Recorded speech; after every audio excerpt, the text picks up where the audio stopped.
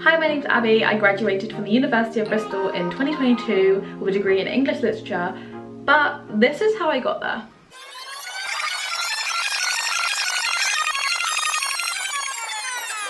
Today I'm at Parade Green, the gorgeous Unite student location in Oxford. Unite students are the largest provider of private student accommodation in the UK, and they are designed for students. Unite are key in the experience of thousands of students every year across the UK, providing a safe, secure environment where students can thrive and be themselves. Parade Green even has a rooftop terrace, cinema room, games room, private areas for study, silent study spaces, anything that you could ever want at a student accommodation. But one of the main fears that so many students have, and I can speak from experience here, is how do I get to that point? How do I get to uni?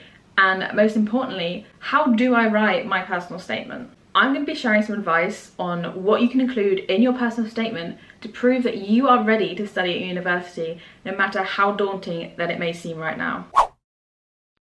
Number one is academic achievement. This is your chance to talk about the success that you've had in academia leading up to this point.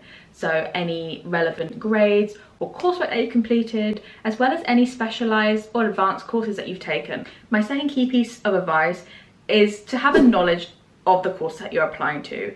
You're going to be studying this for a minimum of 3 years, so you want to show that you know what this will entail and just why exactly you are prepared for this. My third point is to talk about any related experience, whether that be work experience, internships, fieldwork, research projects, anything that you can put into your personal statement that's going to relate to the course that you're applying for. For example, before I started university, I volunteered at a local library. I was applying for English literature, so this seemed to complement each other very well. My fourth point may seem obvious, but it is so essential, and that is to talk about the skills that you've gained which are going to help you on this course.